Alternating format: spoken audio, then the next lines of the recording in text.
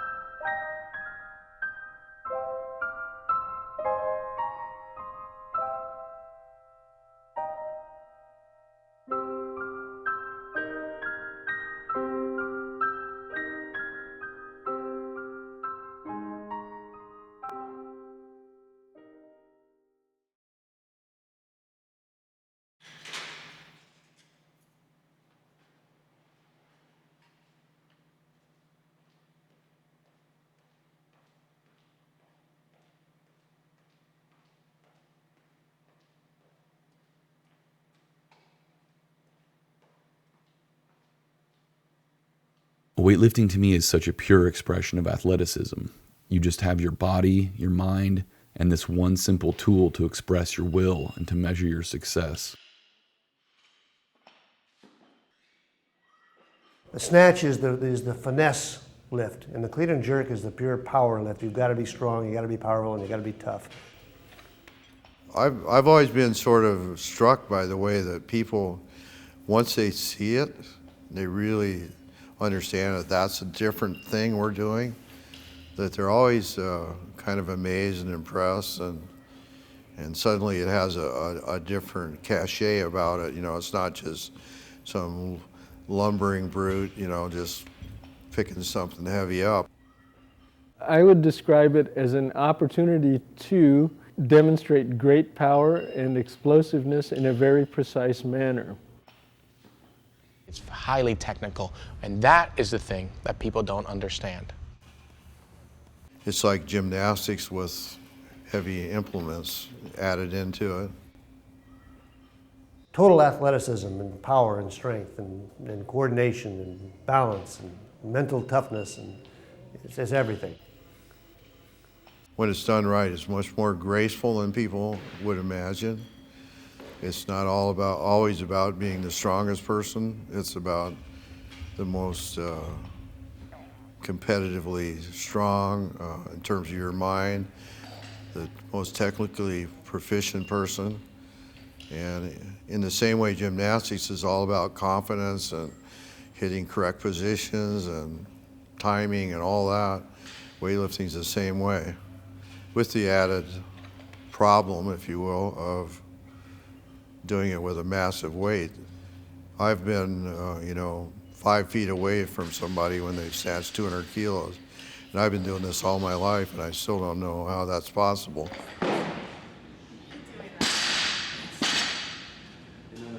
Like boxing, like wrestling, it's an individual sport. You don't need teammates on the field of play to help you win a competition. It's you and only you. Exceptional athletes are people that get off on that altered state. They love to be in that state. They love to be in that position where everything works really well.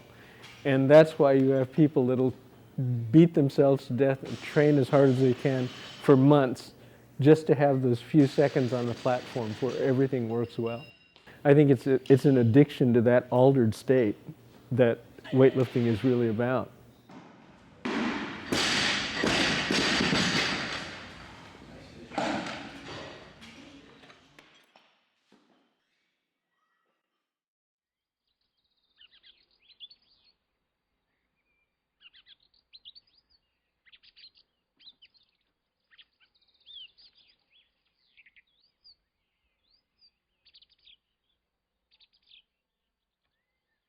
I ended up, after I got out of the Marine Corps, I ended up getting a teaching job at Fallbrook High School, and I coached the sports of football, and I coached the sport of track and field. And of course, we did the weightlifting. We did the Olympic lifts to get our athletes better in football and better in track and field. During that time, that was in 1975. At that time, we hadn't taken up the sport of weightlifting as far as competition was concerned yet. This gym was actually developed because of Rancho Buena Vista High School. My first year at Rancho, we developed a weight room that was about 2,200 square feet and had 3 platforms, and it was at that time it was an Olympic weightlifting paradise. And I found myself, spending all the time at school. So Mrs. Burgener didn't like that, and so she said, "Well, why don't you just build a gym in the garage?"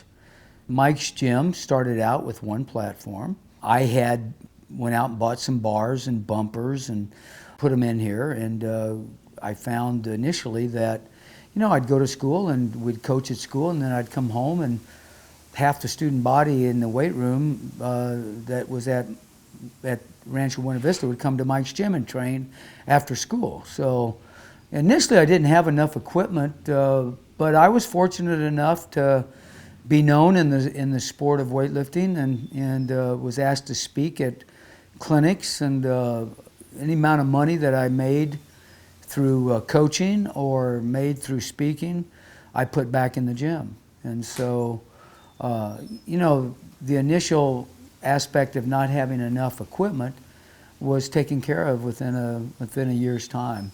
And now we have, I have 4 platforms, and we have everything we need to run a great gym. Well, my first exposure to weightlifting was probably when I was a young lad. I'd go down to the corner grocery store, and they had Strength and Health magazine in the section, and I would kind of look at the bodybuilders and weightlifters and look at their physiques, and I really wanted to be like them. And so I presented that information to my father, and he thought that at the time that weightlifting like that would shorten the muscle groups and it'd make you muscle bound, and you wouldn't be able to utilize your athletic performance. Move on about 10 years after that or so, and I can remember being a football player at Marion, Illinois, and got recruited by the University of Notre Dame and invited to come up to the university for a visit. And I met a freshman at Notre Dame at the time, was a guy by the name of Kent Durso. And going in his room and looking at his mirror, he had 200 pasted on his mirror in big letters, and he told me that tomorrow, which was going to be that Saturday, he was going to clean and jerk 200 pounds. Notre Dame was really the only school that had an organized weight program at that time. Now, this was back in the 60s. So, it was the only one that had a program, and because I saw Kent Durso do that clean and jerk, and I got an opportunity to meet the legendary Father Lang, I knew this is what I wanted to do to make me a better athlete. Father Lang was an outstanding mentor of us. He was 78 when I had the opportunity to go to Notre Dame, and Father Lang would demonstrate his strength prowess at that age, and he would dumbbell bench press 100 pounds in one arm and 70 in the other because he had a torn tricep, I believe it was. And he would periodically throughout the day would come up from his seat and ask his boys, as he called us, to spot him in the dumbbell bench press. And he led by example. He was a outstanding student of the game, and he'd pass on his pearls of wisdom to us to make us better. Father Lang's philosophy was to snatch, to clean and jerk, and to clean and press. At that time, there were 3 lifts: the clean and press, the snatch, and the clean and jerk. And Father Lang really believed in doing those Olympic lifts. And in fact, Notre Dame had won 2 or 3 national championships in Olympic-style weightlifting back in the 50s. There were several classmates of mine that were a couple years older, And we formed, the Notre Dame weightlifting team. And we competed all over the state of Indiana and Ohio and Michigan. And so the off season and during the off season, that's what I did. I clean and press, snatched, and clean and jerked. I did clean and press 400 pounds, and also clean and jerk 400 pounds, which whatever I could press, I could clean and jerk. 400-pound press was a record at Notre Dame, and they actually thought I could do something. And Father Lang had these goals, and the goals are, if you could press your body weight 10 times, he'd give you $50. $50 at that time was a lot of money. So I kept trying to gain weight and press more, so that every time I did, he'd give me $50. And I did a pretty good job of it. I learned real quick how to press. Most of my lifters came from the high school initially. Being a high school teacher and finding them in PE classes, I could walk around campus and look for that 4'9" young lady that didn't weigh very much and try to convince them to come into the weight room. So most of my lifters came from my school. And then, then as you become better known as a coach, people will, they'll come down and want to be trained by you. And several of them would come down from LA or Pasadena on the weekends and be trained by me and compete for Team Southern California. That's when they find out you have a gym and your gym is, full of weightlifting that goes on, and they get some good coaching, then, they all want to be part of that environment. I think the atmosphere in any gym is based on the members within the gym. I believe in competition. I like competitions, daily competitions even though they're not structured as that, who's going to win the snatch today, but the daily competition of having a good day and hooting and hollering and yelling for each other and being supportive with each other and believing the old Mike Vaniel axiom that everybody deserves a Yahoo day. That is the cultivating energy that I would like to have in the gym. And some days are better than others. Saturdays at Mike's gym, because we always snatch, clean and jerk on Saturdays, are frickin' rockin'. Those days are the funnest days because everybody's trying to get that record.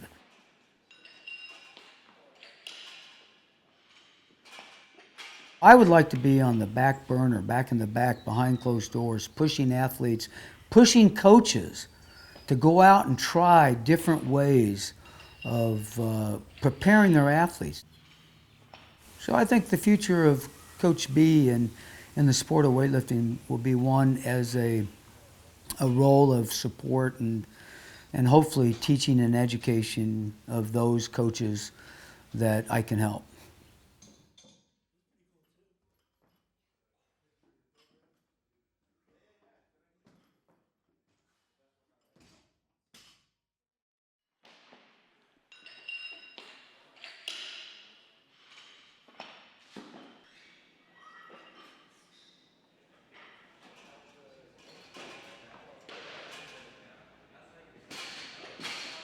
The biggest problem in this country is numbers. Everybody knows that, China has, I think, somewhere around 1 million registered weightlifters in their country. We have a fraction of that. I think, total USAW enrollment is somewhere maybe around 5,000, people, and that's everybody total, athletes, contributors, coaches, everything like that. There just aren't enough weightlifters in this country to build up a sustainable international effort. We're not very good in the U.S., and everyone's very, very critical of it. But we're number one in the world in basketball. We're number one in the world in track and field and lots of other swimming and lots of other sports. But every single high school in the country has a basketball team. I wouldn't even know what the stat is on how many kids wake up on Saturday morning and go play basketball. Personally, I think the most important ingredient we're missing in this country is coaching. The number of coaches we have is way under what we need. For instance, I always make the example of Kendrick Ferris, great lifter. Well, what if 40 Kendrick Ferrises walked through my door tomorrow? You know, I can only work with so many people at a time. There ought to be places where somebody like that could go, multiple numbers of places, and expect to be developed completely. One of the biggest issues is simply a lack of money and a lack of not so much even spectator support, but almost social and cultural support. You know, in a lot of these more dominant countries, weightlifting is comparable in popularity to football or baseball or basketball here in the US. And so when you have that kind of disparity in kind of the cultural support and the familiarity among spectators, among media, among organizations who are willing to invest money into sponsoring athletes, you're playing a very different game. I think we need to value weightlifting enough to support it. And this is one of the areas where the United States is not very good. We are not very good in activities that do not generate revenue. We don't support things for culture's sake. We support them for money's sake. So until we can figure out that we need to support some things that are not necessarily going to generate revenue, then we're probably not going to be able to do it. We need to have professional weightlifting coaches. And speaking to that issue, you're not going to get professional weightlifting coaches unless you have a training program, an educational program for them. Now, in Eastern Europe, you can get a PhD as a weightlifting coach. No such place exists in this country.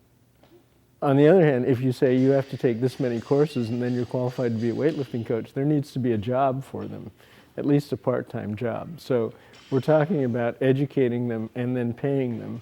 And then there needs to be a way to pay the athlete to be a performer. I mean, all we're asking for is what the professional sports do. We have professional coaches coaching professional athletes, and then we can beat the rest of the world. We can't compete, and it's hard to, because there's not enough money keeping our best lifters in the sport. There's not enough funding and support to keep or to at least broaden our pool of athletes. We have no scholarships. Everybody's a walk-on. They got to walk on and play on their own dime. Probably the number one thing that's holding us back is the ability to support financially weightlifters from a young age to the age of their competitive peak, which would allow them to dedicate to training full time. Right now, so many of our top lifters, they're either working full time, they're working part time. You know, we have a handful of people at the Olympic Training Center who are essentially doing nothing but training. But, you know, this is a tiny fraction of our lifters. And much of the time, we end up not being able to keep them long enough to actually get them to the level that they need to be at in order to compete with, you know, the weightlifters in the countries that are dominating the sport internationally. So much of it in this country is just dumb luck, you know, about who walks in your door, who has the ability. If there's a kid that could be a world champion weightlifter and you see him, how am I going to help him be a weightlifter? And he says, you know, I can go play Division II football and get a full scholarship, and I'll get all these pretty goals and all that stuff, you know. What can you do? Can you match that? You know, I'll get more recognition being a football player at Humboldt State University than being an Olympic champion weightlifter in the U.S., you know.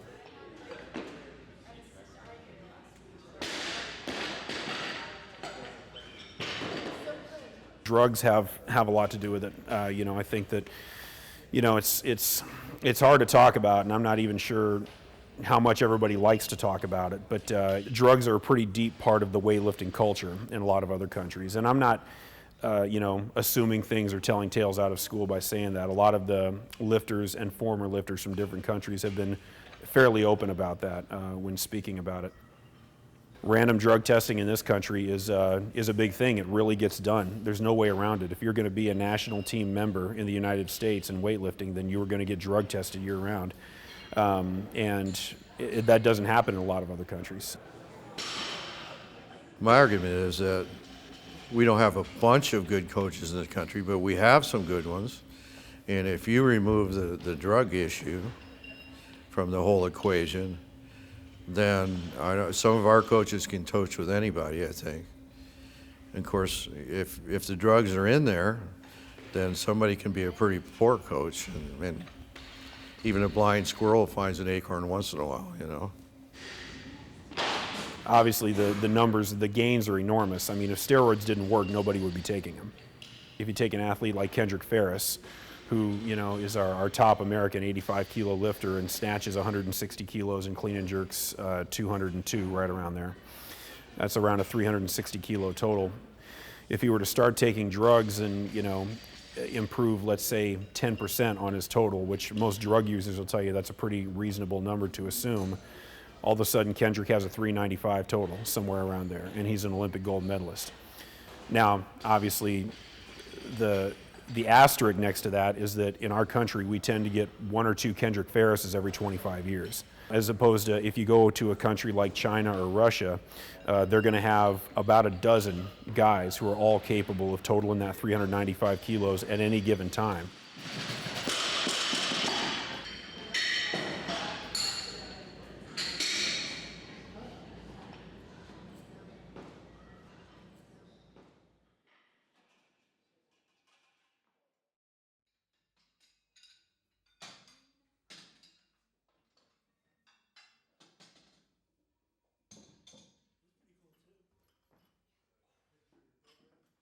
I started training at a gym called Alex's Gym in 1964.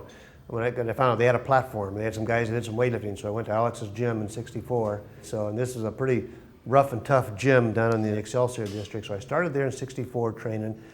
And then in 1968, I went into business partners with Alex and Alex's Sports Palace at 24th and Mission, and we were upstairs. And of course, I was, by then I'm full gung-ho into the weightlifting, and says, well, we got to have a platform. So we put in 2 platforms, but they were still steel weights, so you couldn't drop them. And that setup brought Dan Cantori. Walter Seffi was training, and he was good friends with Dan Cantori. Dan Cantori was moving to San Francisco to go to UC Berkeley. And so Dan Cantori started training with me. And then I started building up a little weightlifting program there at the 24th and Mission. And so Bob Kemper and Bill Stripling, the guys from San Jose would come up. We started having these communal workouts. Ken Patera was looking for a competition in 1971. And so Bruce Wilhelm called, who lived in this area, knew Ken Patera, called Dick Nottmeyer, and then Dick Nottmeyer said, well, yeah, come on out, we're having a contest, and you can stay with me and train at Jim's place. And so that's how I met. So that's this whole thing started just by little because I had 2 platforms. no other place had platforms, because in those days the YMCA's were starting to close down their programs around that time. My days were numbered at this gym upstairs because the dropping of the weights, we knocked all the lights down from downstairs, we knocked all the plaster.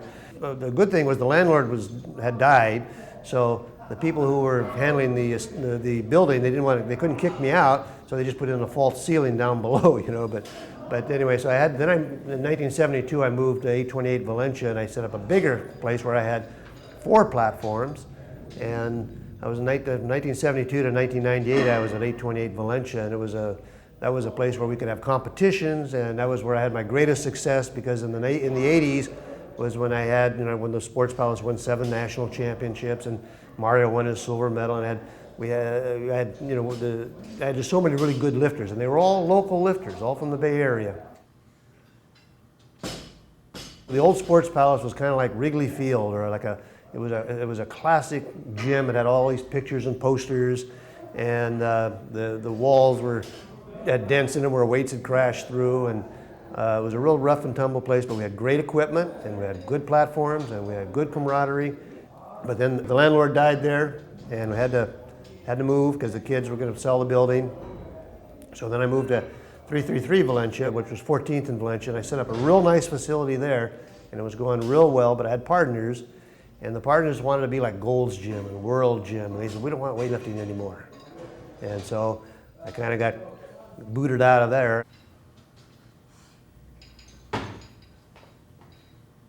When I first started off in the weightlifting, we had the weightlifting show, and then we had a bodybuilding show after it. And so Jimmy Wilson had competed in one of my bodybuilding shows when he was an 18-year-old kid, so I met him, and then when I saw his gym and I saw that he had a space that might work for me, I cut a deal with Jimmy Wilson to be here. And I said, I'm only going to be here for a few months, though, I want you to know, because I'm going to find another place real soon. Well, that was 7 years ago, and I still haven't found another place. I wanted to lift weights because I wanted to build myself up to be better in sports. But my folks wouldn't let me lift weights. Oh, no, you can't lift weights. So I kept pushing and pushing. And finally, when I was the summer that I was going to turn 15, they said, okay, you can, now if you want, you can lift weights, but you got to get a job to earn the money to buy the equipment. And so I bought a Joe Bonomo course and 50 pounds worth of weights and a barbell and a dumbbell. And that was in June of 1960. And I used weightlifting, weight training throughout high school and college to participate in sport. But I was getting more and more to liking the snatching and the clean and jerking. I thought I'd like to try competing in weightlifting. And so there wasn't much weightlifting competition to do. But then I had it in the YMCA's in the Bay Area at the time, and I saw that in the Strength and Health magazine. So I came down, took a Greyhound bus from Ukiah, where I grew up, to San Francisco to watch a weightlifting competition at the San Francisco YMCA in the spring of 1963. Saw my first weightlifting contest, and I thought, wow, this looks really fun. I would like to do this. I was a pretty good high school football player, so I was being recruited to play football in those colleges. It was Division II. I was going, so that's why I came to San Francisco, to go to San Francisco State, and there was YMCA, weightlifting to the YMCA, and I met a guy by the name of Walt Giuseppe at San Francisco State. He was a student there as well, and so Walt Giuseppe got me, talked me into competing in my first weightlifting competition at the Oakland YMCA. Personal training house, I make most of my money. Then I write for Milo magazine. I got a few little side things going on. I now have to charge people for weightlifting because I don't have my own gym. So I tell people I'm not, my coaching is still free, but I have to charge you to lift my weights. And until you can clean and jerk 500 pounds, I got to charge you. It just sort of happened. Like I say, I met Walt Giuseppe. He knew Dan Cantori. Dan Cantori trained with me. He became an Olympian, champion, record holder, all this stuff. Then people goes, oh, I'm going to go train Dan Cantori. Oh yeah, come train with us, And also because of Ken Patera and I started hooked up together in 1971, and he did really well. And then Bruce Wellham came in. So when Bruce Wellham decided to switch over from shot putting to weightlifting, he came to train with me. And then he did well. And so that brought Tom Stock, and he did well. But then these guys were all kind of outsiders that came to me.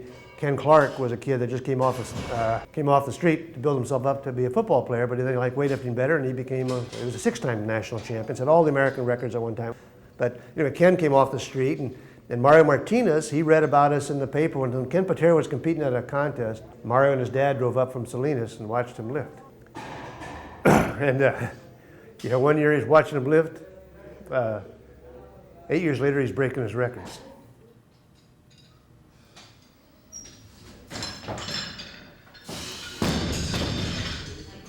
So it was luck with having a good facility, and I wasn't good enough to be a real serious weightlifter, but so I evolved to becoming a coach, and then because I had success, and it's international, and so it just snowballed. It wasn't a plan; it just happened.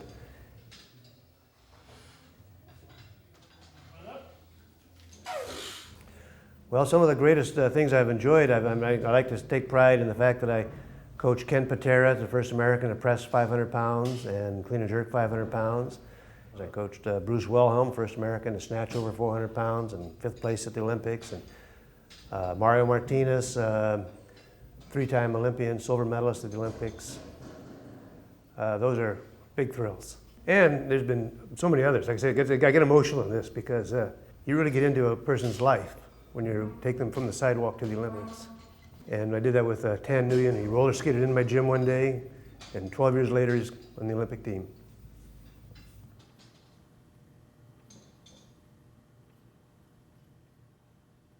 And I've been involved at the national level for 40 years. I've been to 40 national championships in a row. I've contributed a lot of weightlifters. I've made possible the sport of weightlifting for a lot of people. I've been at the national level as a referee, as a coach, and official, and so I've done everything you can do in the sport of weightlifting except lift the big weights. I mean, I've been Olympic coach, I've been president of the federation, I've been on committees, and I've organized national championships, and I've been the competition director at the Olympic Games. I mean, I've done You know, and now I'm writing for covering the sport of weightlifting for Milo magazine. So I mean, I've done everything you can. I've been involved in every aspect of the sport of weightlifting. So I like to think that my biggest contribution is I've introduced it and made it possible for a lot of people to participate in the sport of weightlifting, and I've helped some people achieve their goal of being an Olympian.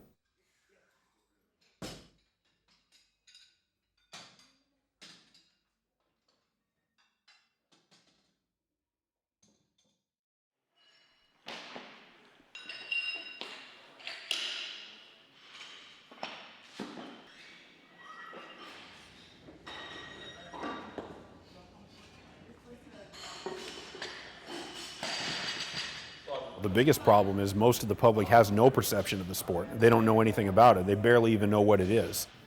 Most of the people who start looking at weightlifting immediately think that it's extraordinarily dangerous. Everybody sees an athlete doing a deep squat or catching a snatch at the bottom position, and they say, ooh, that's got to be so bad for your knees. When you take a look at the statistics, Olympic-style weightlifting is one of those sports that very rarely causes an acute injury. Of all the sports in the Olympic Games, it's towards the bottom when it comes to, acute injury happening. The public perception of weightlifting is that it is dangerous, that it is, I don't want to call it aggressive, but barbaric almost, and that is only for big, hairy, strong men. I think we went through a period where there was too much stuff going around that confused people. If you talk to people back in the 50s and 60s, everybody knew what the press was, because everybody that ever lifted weights, one of the first exercises you did was the press, and that was a competitive lift. People could relate to that. And then people found out that there was such a thing as bodybuilding, that there was such a thing as powerlifting, and then we got machines to train on, and then the gym business expanded out into the many subunits that it has. And so people didn't have a good, clear idea of what weightlifting was, and they kind of tended to lump it together with all the other activities that involve some sort of resistance exercise.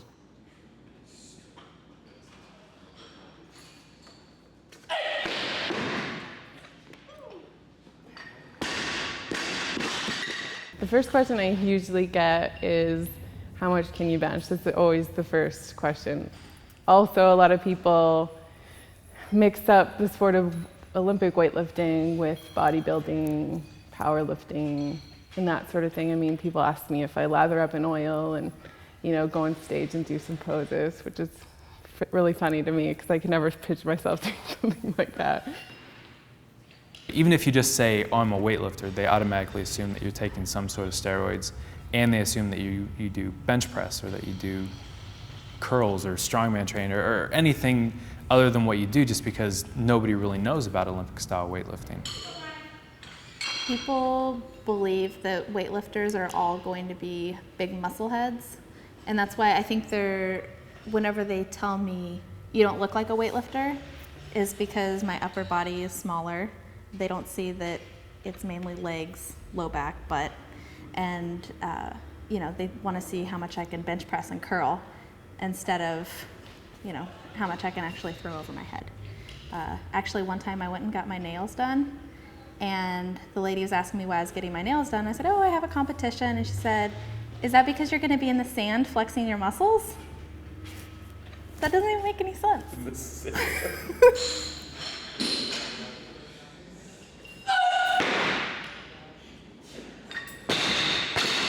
It's not that the sport is unattractive to athletes, it's that there simply isn't enough exposure of the sport to potential athletes. And when you grow up playing and seeing nothing but baseball, football, basketball, soccer, there's all these different things that really dominate people's childhoods, and that becomes the norm, that becomes the expected thing. And that is kind of your frame of reference as a burgeoning athlete. And so until weightlifting is not even on the same level of those sports, because it's never going to gain the amount of popularity that football has in the US. But until it gains enough exposure and enough of a regular presence in children's lives, you know, whether it's seeing their parents or their siblings practice the sport, compete in the sport, whether it's, you know, seeing competitions on video on the internet, you know, who knows, maybe even television again. Until that happens, you simply are not going to have a large enough pool of athletes to draw from. And without that large pool of athletes, you simply can't find that top tier talent that you need. There's way too much left to chance, and without the large numbers, the probability is way too low. Generally, athletes in this country go to play other sports. You know, every kid in this country has grown up watching football, basketball, and baseball, and you know maybe a couple of other sports. And when they're young, they're taught that if they're good enough in those sports, they can get a free education, they can get a college education paid for, and eventually they might be able to make it to a professional level where they're going to make millions of dollars. And as a weightlifter, you tell a kid, you know, if you're really good at this, if you really work hard for a long time, eventually you can take a trip to Merrillville, Indiana, and pay your own way to get there, and you know, compete and win a national championship, at which point you will be awarded a medal that's the size of a quarter, and then you'll have to go home and start training again and figure out a way to get yourself out of debt because you just paid all the expenses to go to that trip. I think there's a lot of people out there who could be really good at weightlifting, and they just don't get the chance to do it for long enough or even see it. There's videos out there of NFL guys or college football guys who power clean 170, you know, easily. And if they actually spent some time working on technique and getting good at the sport and not being pulled away by other sports where they're, you know, paid a lot of money, then we could possibly raise a team of really competitive international weightlifters. You turn on ESPN and you see football and basketball and baseball. So all the kids wake up on Saturday morning, they want to go play football, basketball, or baseball. And when you can make $100 million a year being a quarterback in the NFL, that's a whole lot more appealing than making $250 a month as one of the top 5 weightlifters in the United States. If you look at somewhere like Armenia, let's say, who have quite good weightlifters, well, they don't have professional football. They don't have all these professional avenues for all these athletes, so the competition for a quality athlete is not there like it is in this country. And who's, like I have kids come in here to train with me that could be fairly good weightlifters, but they're going to go to college and get an education on football. And they're not particularly good football players, but they're good enough to get a scholarship. They're never going to go beyond that. Well, who am I to say, you know, well, hey, Johnny, give up that scholarship, be a weightlifter, and get no money and no education? You have to be able to offer someone something. You have to be able to give them something, and take it away when they stop performing. And that's like what happened at the Olympic Training Center. We bring in all these lifters, but we don't have that many kids that want to go out there. So therefore, if you got this guy that's not performing, you're out of here. But we don't have money to take his place. Now in China, boy, you mess up, you're gone. There's 10 kids that want that spot that you got. And in those countries, weightlifting is a meal ticket. We give up what they gain. In other words, we give up a good job, a good education to be a weightlifter, where they can get that by being a weightlifter. A lot of the athletes who do end up getting involved in weightlifting find it an incredible sport. They become infatuated with it. The problem is that it happens far too late. It happens after these people have been athletes in other sports and have retired or have been injured too many times to continue with that sport. So we end up essentially with leftover athletes so much of the time. Athletes that are really too old to, you know, achieve that level of competitiveness internationally that we need in order to elevate our game. If you talk to the average person and showed them a weightlifting meet on TV, and then if you took the same person and showed them a football game on TV, I think most people would probably say that the football game was more exciting and interesting for them to watch. And so I think that because weightlifting is a sport where you just see the same person do the same thing every time, there's no allure of ever seeing any kind of a trick play. You know, and the entertainment value in weightlifting is probably lower than a lot of other sports. Americans, they like to see guys dance. They like to see guys score touchdowns and dunk the football over the uprights. They like to see people slam dunk the ball and you know, perform all kinds of, you know, theatrics. I mean, there's a huge entertainment value to it, and in weightlifting that just doesn't come across. Just like the problem with attracting athletes is you can't attract spectators to a sport that they don't know exists. We don't have to change the sport to make it interesting enough for spectators or for TV. You have people watching golf and fishing and poker on TV in this country, and you can't tell me those things are more exciting or more interesting than weightlifting. The issue is that there are a lot more people who participate in those things and consequently understand them, can appreciate the difficulty of them, and who are consequently interested in watching them.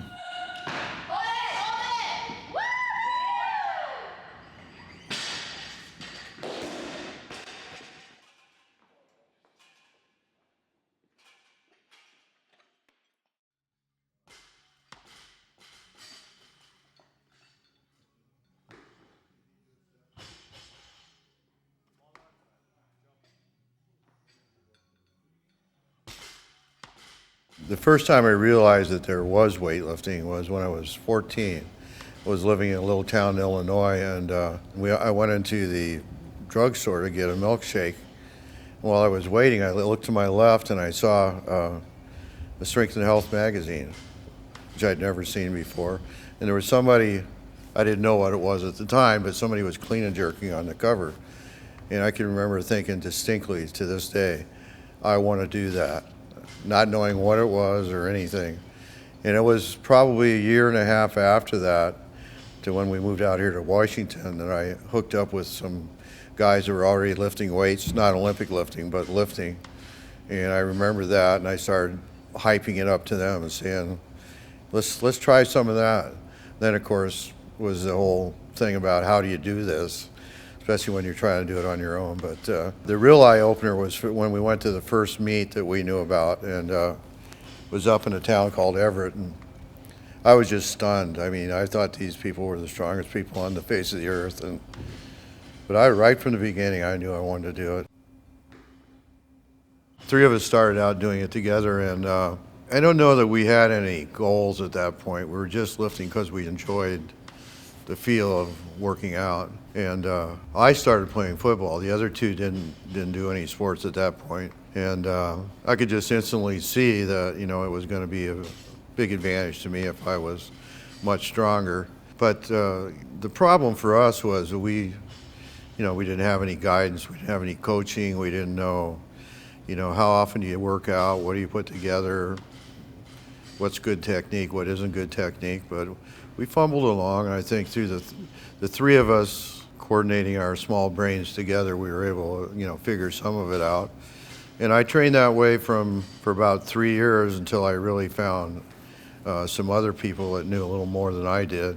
But my real introduction to real weightlifting is when I got selected for the Air Force weightlifting team. 1967, I went to Norton Air Force Base in California. At that point, I'd been lifting about 7 years, and it was incredible because I had people like Peter Rollick, Bob Gargano, Roger Sadecki, Roger Quinn, Homer Branham, Enrique Fernandez, who was a world record holder in the press at that point. So I got to be around these people and really started to figure out what was going on. I would say that was one of these lifters that never really truly got the most out of himself. And here again, I think that's just a lack of coaching and a lack of real knowledge about what I was doing until it was too late in my career. I did my best lifting when I was 37, so it's not exactly ideal. But I had a lot of great experiences. I mean, I would do it all over in a second. But I never really achieved any of the goals. I had 3 goals. I wanted to snatch 150. Never even tried it in training or in a meet. Most I ever tried was 147. I wanted to clean and jerk 200. I tried that in one of the Olympic trials, didn't make it. And I wanted to make some kind of international team. It could have been the Canadian barbecue meat, I don't know. But I never made any of those, so I've always used that as the fuel to get myself pushing my athletes to achieve some of those goals. I tell them all the time, I want all you guys to do more than I ever did. If I don't do that, if I don't get you to do that, then I haven't done my job. I never thought initially in the beginning about being a coach. I just kind of gravitated that way because I would be training with people who had less experience than me, and they'd ask questions and for suggestions of what to do and that sort of thing. So I never really was planning to be a coach per se, and so consequently I had jobs, I had to work, so time was always a factor. Money in the beginning was a factor. Getting people to big meets were ready to go. And initially I had to send sometimes people to meets and I couldn't go financially, and that was always, it seemed like it was always a disaster. I think it was just life in general, things like that. And it took me a long time to kind of work things into a situation where I could do what I wanted to do, yet, not desert my family or move into a van down by the river.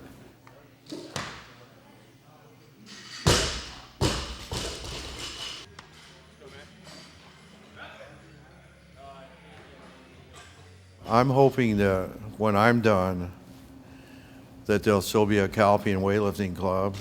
It'll still go on, it'll still be successful like it is. That I produce some coaches that are capable of doing what I do, and some of the methodology that I use hopefully will be passed on through them. And to me, that's the ultimate validation of what you're doing, is if other people observe that, want to use your methods, or they want to continue what you're doing.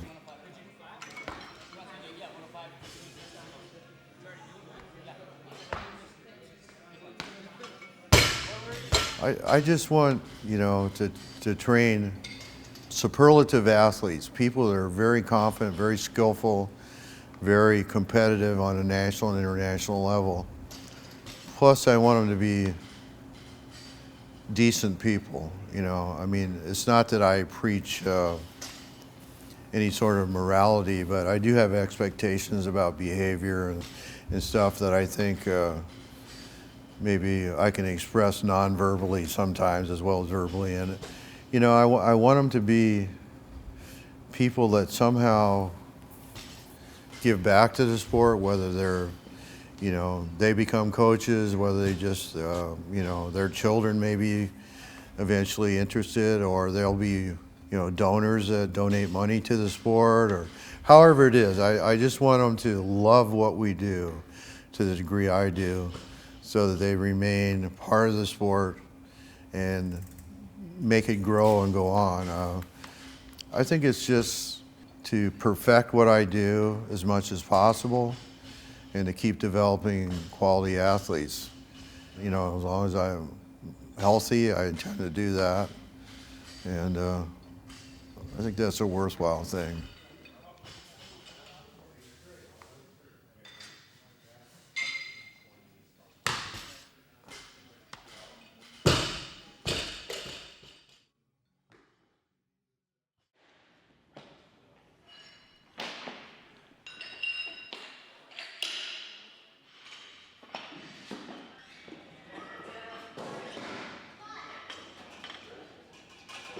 Your body really takes a beating, and I think that in weightlifting, you just kind of get used to the fact that every day you're going to wake up to something, whether it's an achy wrist or an achy knee, or your hip hurts, or your traps hurt.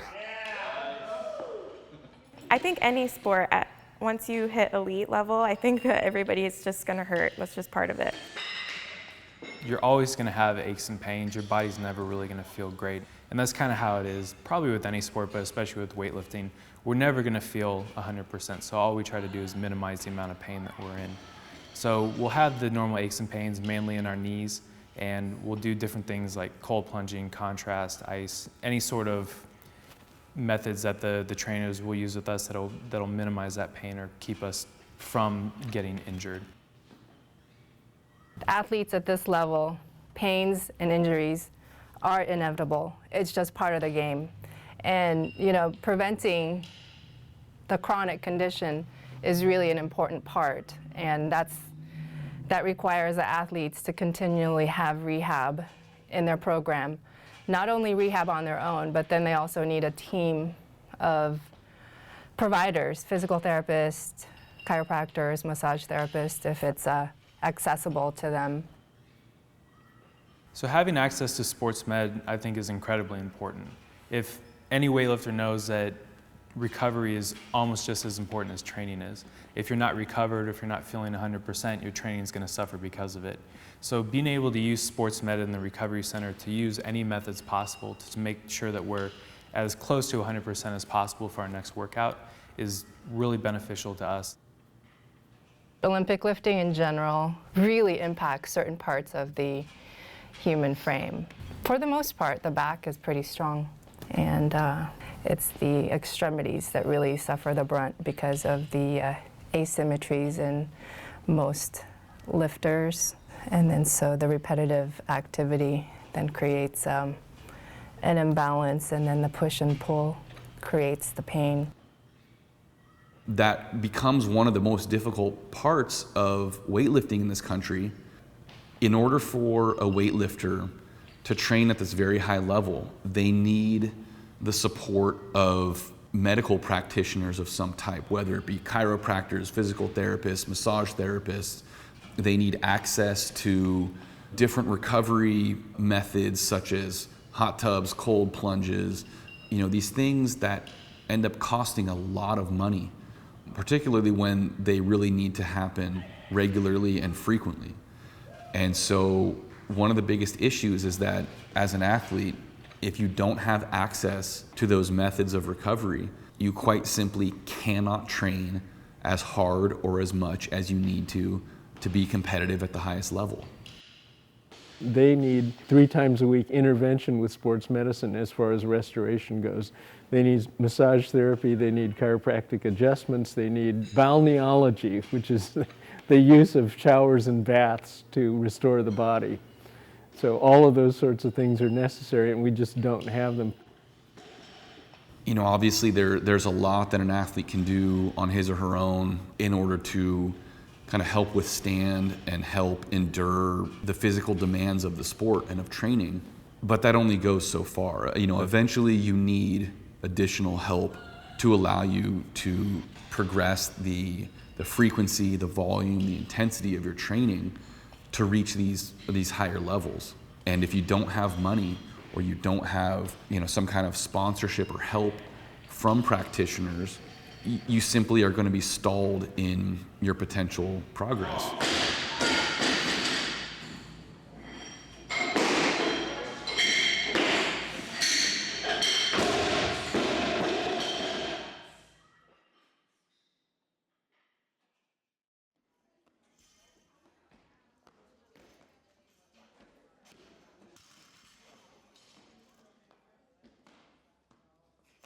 I talked my parents into getting me a barbell set in 1962.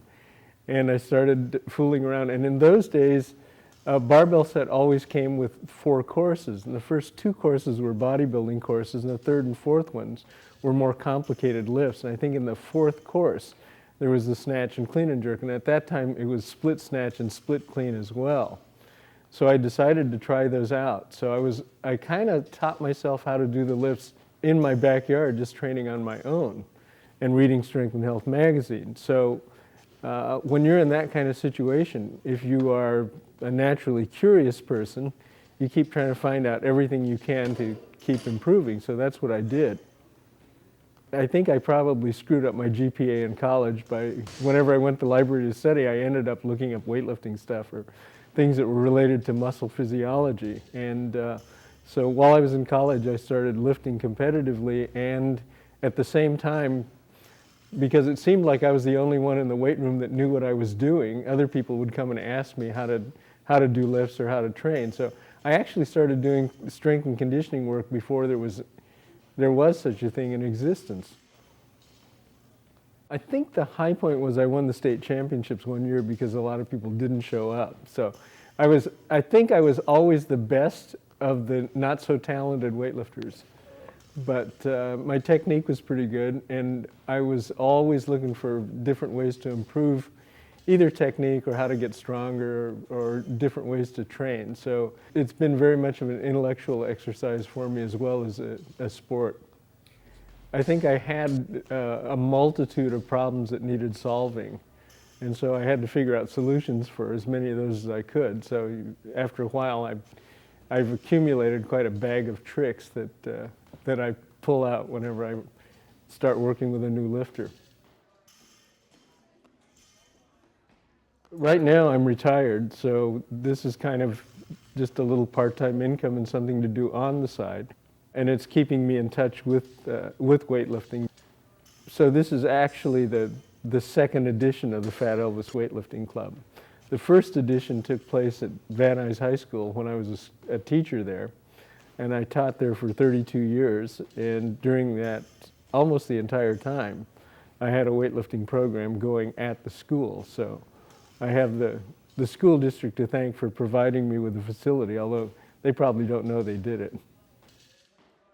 I got one of the board members who, at the time, she was very much interested in physical fitness to kind of get on my side. And I also got the booster club. So, you know, I worked the political angles. I told them I would help out with strength and conditioning for the other teams if I could have the facility and train weightlifters there after school. So they said, yeah, that would work out. So even though we were located on different parts of the campus from time to time, we were somewhat nomadic. I was able to keep the program going from 1978 until 2003. It was not wonderful, but it was very functional, and it had a very, very urban jungle type of atmosphere to it. The one that I finished off in there, it was a reconfigured electric shop, and the district was closing down industrial arts programs, and the enrollment of the district was shrinking, so they had rooms they didn't need. I was the kind of teacher that would probably get involved in school politics, so they wanted to find a way to keep me busy, and they figured if I was coaching weightlifting, I would stay out of school politics. So that was probably their easiest way of keeping me out of that mix. My team has had different names. It was the Van Nuys Weightlifting Club. It was the Van Nuys Weightlifting Tribe. Then we became Fat Elvis, and I always thought that even if our name was kind of silly, as long as the lifting was good, that was all that mattered. Because I see these teams that have these wonderful names and the lifting isn't very good. It came from Sean getting a job, or he was applying for a job at a novelty shop. And they wanted him to dress up like Elvis Presley and stand out in the street and shill to get people to come in. And I remember at the time they were talking about putting out the Elvis Presley postage stamp, and one of the questions were they going to put out a stamp depicting him in the 50s or one depicting him in the 70s? So it was a question of were we going to have the thin Elvis or the fat Elvis? So that the thought of Fat Elvis kind of stuck in my mind. So when Sean said he was going to get that job, I said, oh, well, you're going to be the Fat Elvis, huh? And he kind of laughed because he was a super at the time. So we said, okay, we'll just stick with the name Fat Elvis. I got a phone call from a guy named Mike Arsenault, and he said, I want to learn the Olympic lift. So I started coaching Mike and James, and then Mike dropped out, and James stayed, and then James said, I'm going to open a gym. He said, if you ever want to coach Olympic lifting, I'd love to have you do it. So we're here, and it's the facility is very functional, and I get to have it all to myself, so that's pretty good. It could be, shall we say, a little bit more atmospheric for weightlifting, but it's okay. It'll suffice. It needs a little eye of the tiger.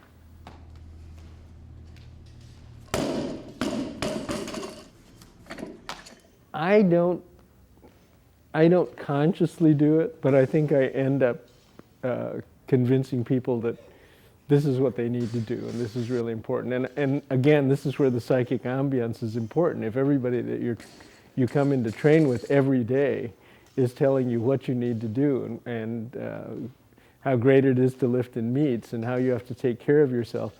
And if you're looking for something like that and you've got some talent, you're probably going to stay. I think my ultimate goal might be just to inform the public more about weightlifting and weightlifting methodologies. And for those people that would like to get more involved, I think there's a body of knowledge that has not been made available to them. So right now, a lot of my time is being spent trying to develop instructional materials for weightlifting coaches. I realize it's a small market, but I'd like to get it out there so that the next generation coming along could build on that if they choose to.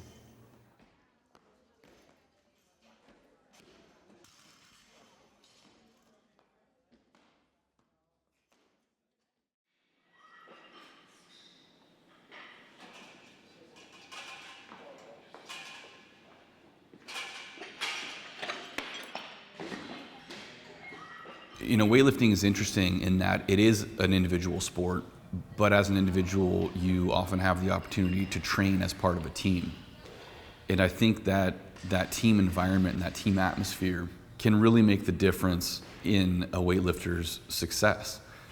You know, having that collective drive towards a common goal, having that daily support and really accountability of a team, I think can really help keep a lifter engaged with the sport more productively and more successfully over a longer period of time. Knowing that you're not alone in dedicating yourself to the sport, I think really goes a long way in ensuring that a weightlifter is able to stick with the sport long enough to actually achieve the level of success that he or she is capable of. It's not until now that Greg and I have built our own team that I actually understand what it's like to be a part of a team.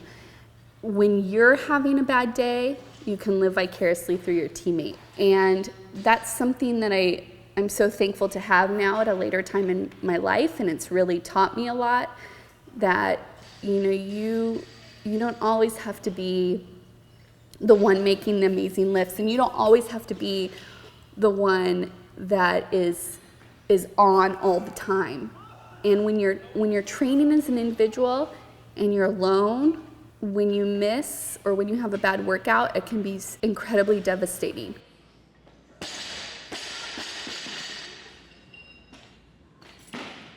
For a lot of athletes, the mental game is probably the hardest thing to tackle. I feel like I have been around or seen so many athletes who have so much potential and are so amazing, but mentally they just are not there. And I was one of those athletes, and I think that sometimes I still am, and it's very easy mentally to get discouraged in the sport and to beat yourself up and to think to yourself that you can't do it and you're gonna fail and you're gonna miss. And I think that you have to train your mental game just as hard, if not harder, as you train every day in the gym. You have to be positive. If you keep thinking you're gonna miss this snatch right before you go up to it, you're gonna miss it. If you're afraid of a new PR clean and jerk, you're gonna get crushed. It's not necessarily the physical part so much as the people that you get. The term that I like to use that I stole from a friend of mine is the psychic ambience. If you have the right people in a place and they're focused on doing the things that they need to do to become weightlifters, so they have that warrior mentality, then that's really what you need. It's really not about the facility or the equipment. It's about the atmosphere and it's about the spirit. If you have that atmosphere and you have that attitude collectively with the team, you know, it's largely irrelevant what equipment you have or the facility you train in, because you will find a way to make it work.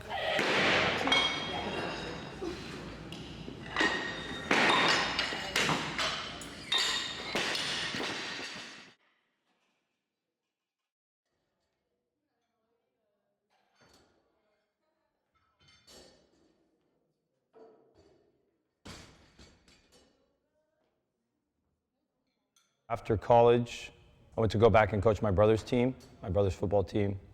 We did cleans and stuff and squats, but it wasn't great. It was more like the bigger, faster, stronger type of program. And then I went to a clinic over Christmas for football, and I ended up going to a strength and conditioning portion with Coach Chiarelli from Newport Harbor High School. And he was really, really instrumental in like motivating me to go and get some extra help, because I saw his kids that looked just like my kids that were lifting monster weights and playing really good football. So he sent me to Jim Schmitz, and Jim did a really good job with me and my brother. It was mostly for my brother, but I wanted to train as well just so I could learn how to do the lifts. And after about 6 months, we already had a weight room at school. After 6 months, I just kind of started coaching the kids, and we started a weightlifting team. I spent 4 years at that high school. We went to junior nationals in 2002, which was a great experience because it was all the 16 and under and 20 and under lifters. There were 500 lifters. I was like blown away. And then we went again to the national championships later on that year for the youth. I think they were in St. Louis. The next year I switched schools, ended up at Lincoln High School, and we had a really good crew right at the beginning. So it took a couple years to get going, but by the time those kids were sophomores or juniors, I think it was the summer of 2005, we went to our first school age again, and the kids did really well.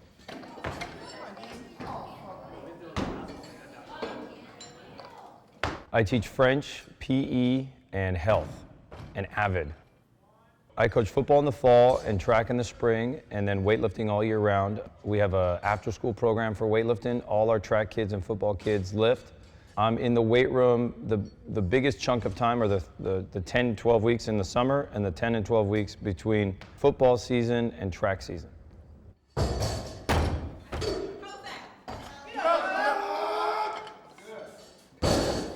I think since I'm a teacher there, it really helps. And then we did most of our stuff in the summer outside.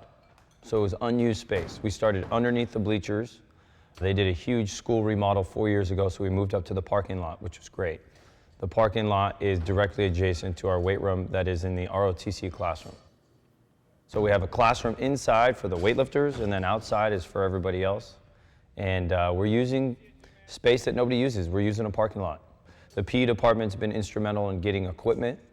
They bought us a storage bin, you know, the big industrial ones. We have 10 squat racks in there, 20 bars, enough weights for 20 platforms, and then they bought some nice stuff for the inside weight room. If we had the bigger room, I wouldn't have to have anybody lift outside during the school year. The one good thing about having kids lift outside during the school year is it really puts a premium on the 5 platforms inside. And those platforms are saved for the weightlifting team.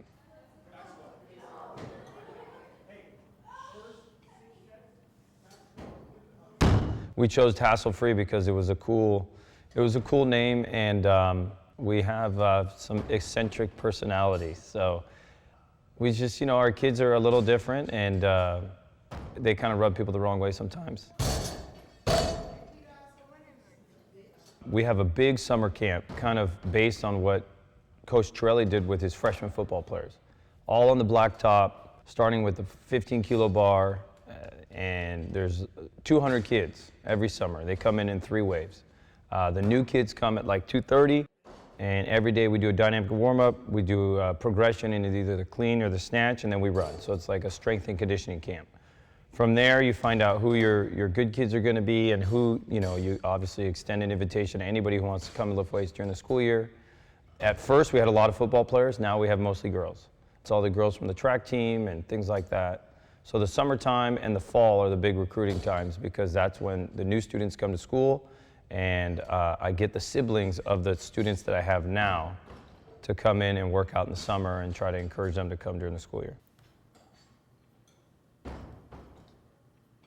I would like to see somebody, purely selfishly, I'd like to see one of the kids make the Olympic team, because I have a feeling that that would represent how much you can do at a grassroots level at a regular school in the United States. That's the last goal that I have, personally. And generally, the goal is to get kids to learn how to use weightlifting to help their life, and hopefully weightlifting will teach them some discipline so that they can apply that same They can build up certain characteristics that will help them in life because they did weightlifting, and weightlifting is hard. I always tell the kids that if weightlifting was easy, everybody would be doing it. If you can get through a workout, you can get through a year, you can be on the weightlifting team and be on the track team, it'll help you deal with things in life that are going to be difficult, because these kids are your non-traditional kids. They're first generation kids, or they're kids that aren't coming from the greatest background. And if we can get them in the weightlifting team and get them to graduate from high school and get them to go to college, then that's what it's all about. Even if they don't do weightlifting in the future, they at least were exposed, and maybe they have a kid or something, and then they introduce them. So it's this multiplying effect with the benefits of Olympic weightlifting.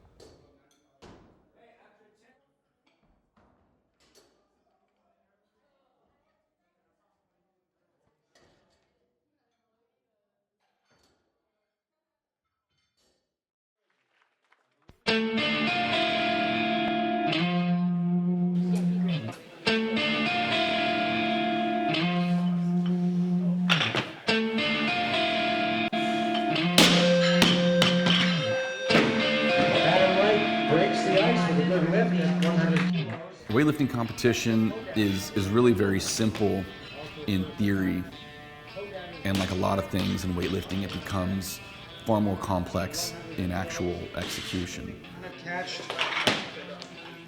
You have your lifters divided into 8 different weight classes for men, 7 different weight classes for women, and of course this allows athletes to compete against other athletes of similar potential physical ability, just like you would see in wrestling or boxing.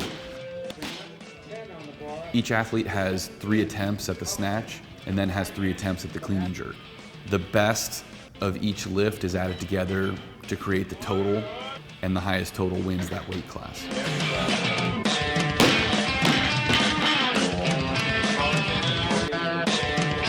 My first attempt on the platform is not my first attempt that I've taken all day. So we start in the back warm-up room. I'll start with the bar, warm up, until I actually get to a weight that I'm going to open up with. But during that time, there are other lifters that are going, because the bar starts at the lightest weight and we'll work up from there. So our coach always has to know where we fit in with that bar working up out on the platform. So the coaches are constantly jockeying for your placement and how you're gonna, beat the next person out by 1 kilo.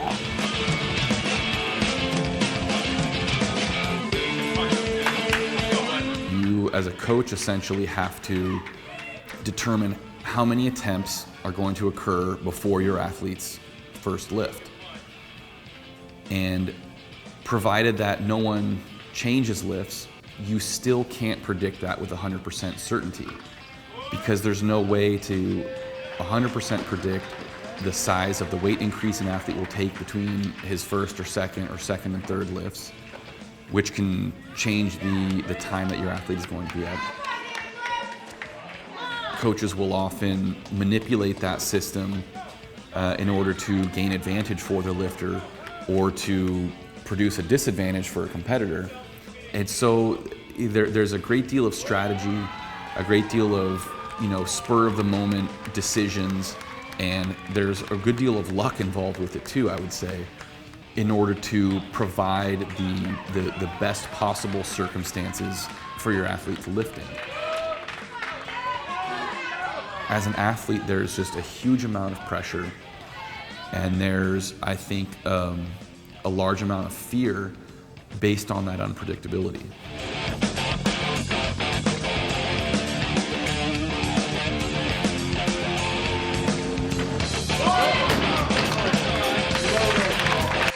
I hate competing, but I love it at the same time. I feel like everything leading up to a competition, I hate. I hate the 2 weeks before. I love when the last warm-up is done and the first lift is over. I like from then on. But everything leading up to it the week before is miserable for me. I get so unbelievably nervous, and I think that you have to kind of find a nice balance between being a little bit nervous and nice and calm. I think that there are times when I've competed where I've been so calm that I feel like I'm in a dream. Like everything's kind of fuzzy, dreamlike state. I feel like I'm half asleep, like whatever, just put the weight on the bar and I'll lift it. And it's like I'm watching myself lift and I don't feel completely present in the moment. And I think a little bit of nerves can help keep you out of that dreamlike state.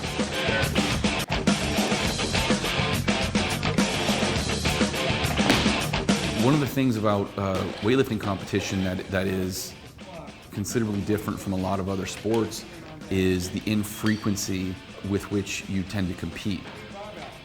Most higher level weightlifters are only going to do a handful of competitions in a year. They may only do 3 or 4 total. And what that means is that you have hours and days and weeks and months and years of preparation and of very difficult training that all lead up to these incredibly brief moments to prove not only to spectators or to other athletes, but to yourself that all that work has been worthwhile. And that's, I think, a huge amount of pressure for any athlete to cope with. If you're having a bad day and your performance is suffering, you don't have teammates who can pick up the slack for you. Once you're out there on the platform, there's really nothing your coach can do for you. And so you have 6 total lifts, each of which will take, 2 to 5 seconds maybe. That collection of lifts, that 20 seconds, whatever it is combined, is essentially the measure of the months and years of training leading up to that point. And I think that throughout a competition and even in the days and weeks leading up to a competition, that is very much looming over every weightlifter's head.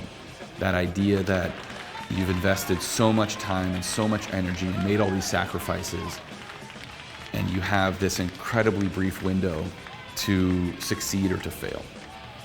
That alone weeds out a lot of athletes who simply don't have that mental fortitude to deal with that kind of pressure. And more importantly, to be able to accept failure or a less than perfect performance and be able to continue moving forward with as much motivation, as much energy and enthusiasm as they had prior to that competition.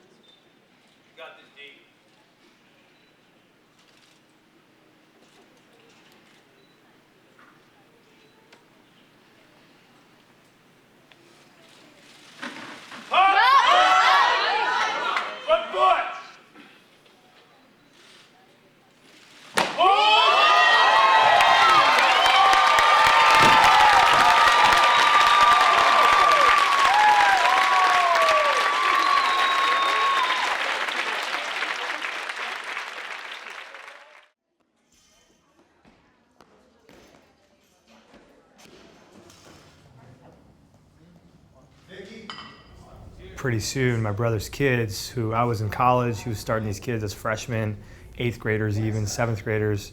I mean, they started doing just bigger and bigger weights. And, we'd go to the national meets and we were getting destroyed by these kids who we thought were lifting incredible weights. But we realized that just because it was heavy weights for us physically, me and my brother, it was like we found talent just everywhere. He went from Sacred Heart to Lincoln a couple years into it. He had 300 kids out at summer camp on 100 platforms underneath these bleachers, and he had 10 kids that were clean and jerking 120 kilos, which was awesome. We had never had that before. And then I moved here to Sacramento and obviously wanted to catch up to him. I thought it would never happen, but it happened. In 3 months, I had a kid that was, we had Donovan Ford came from here. He's at the training center now, kind of our first kid, best kid. I got a PE job on campus when I started. PE being, we ran the mile, we played football, we played basketball, badminton, and I was coaching football. And I kind of went to them, and my argument was, it wasn't really an argument, it was just, I'm out on the football field 3 hours a day anyway in the sun. I don't want to be out on the sun for 9 hours a day doing, PE football, and then, it's too much. And I feel like I have a very unique set of skills and a unique, talent to kind of teach this unique sport. They saw the commitment level on my end. I bought all the weights, I bought all the shoes, I bought all the squat racks, all the bars. I invested a lot of money, and they saw that, and they kind of gave me the green light. They gave me one weightlifting class. That one weightlifting class was a huge hit. It was like the talk of campus. It was cool. We were lifting weights, we were going heavy. Kids didn't have to run the mile, so they were all fired up about that. And then there was like a waiting list. And so after the first term, I said, you know what, I can just do weightlifting classes all day long. You guys got about 6 or 7 more minutes. 3, 4 more sets. So in one PE class, there's 50 to 60 kids at a time. I have 3 PE classes a day. When I say PE, I mean weightlifting, right? All they're doing is snatch, clean, jerk. So we have 60 kids at a time coming in during the day. After school, a bunch of those same kids come back along with a bunch of other kids who don't have me for PE for whatever reason. They couldn't get my class. So, on our team right now, we have maybe upwards of 200 lifters, 250 lifters. Now, how many of those kids are competitive on a regular basis and go to meets like all the time? Probably 60 or so. I really enjoy watching the kids get better. I take a lot of pride in the fact that, like we're the #1 team in the country. I say that, that's what I tell people, that's how I sell our program, but there's not a whole lot of competition, there's not a whole lot of other programs out there like us. Not to say that what we're doing is not good, it is, but if there was more competition, if there were more weightlifting teams, if there was a weightlifting team at every high school in the country, we wouldn't be as dominant as we are. But I really enjoy the shock and awe of it when we show up to a weightlifting meet and we got 50 kids, and not only do we have 50 kids, we got like 25 of them are like snatching over 100 kilos, and they're all in high school, and they're beating the college kids, like the Sac State kids or other kids, like adults and whatnot. I take a lot of pride in the fact that they're good and they get to do things, and in the short time I've been here, I've had kids go to Thailand, to Chile, Peru, Canada, Romania, all over the world, and I think it's pretty cool.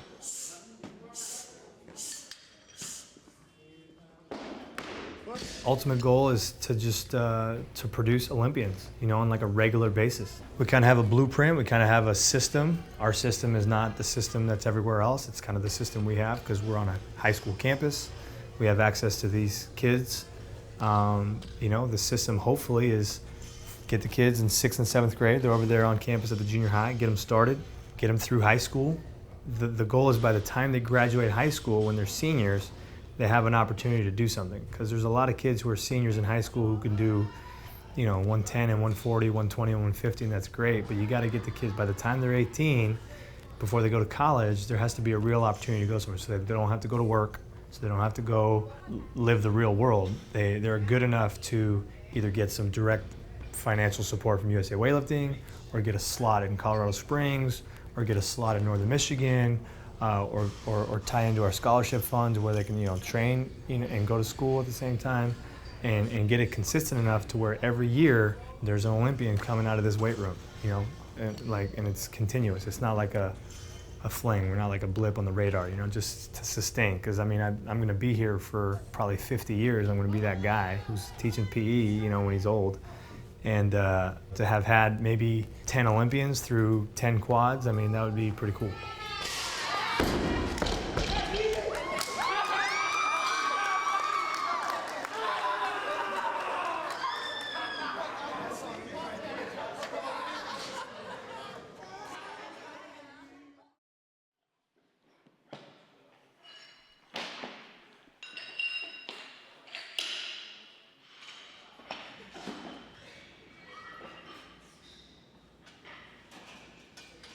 It's not just about being strong. Being strong definitely helps. It's not one of those things that you say, well, I don't really care about being strong, I'll just be fast. That's not how it works. Being strong is very important.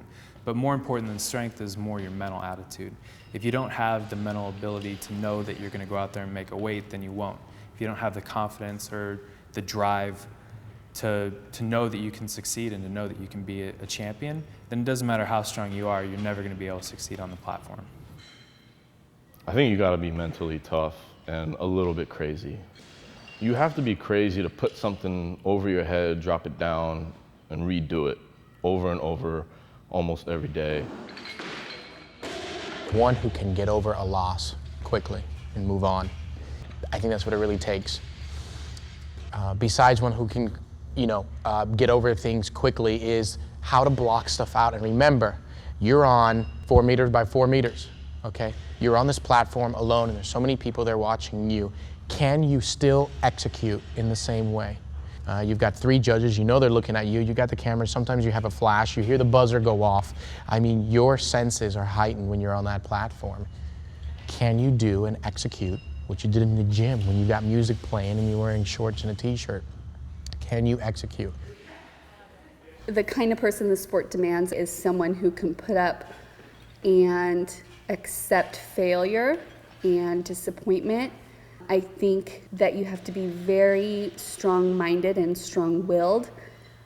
No matter how strong your body is and how much you want to go into the gym and work hard every day, you have to really be a person who can kind of get shut down every single day and still remember why you have a love affair with the platform and the bar, because you may go a year without ever coming close to your PR, and you have to keep working. You still have to remember why you're doing it, and you have to love what you're doing, because the motivation is, can be hard to come by some days.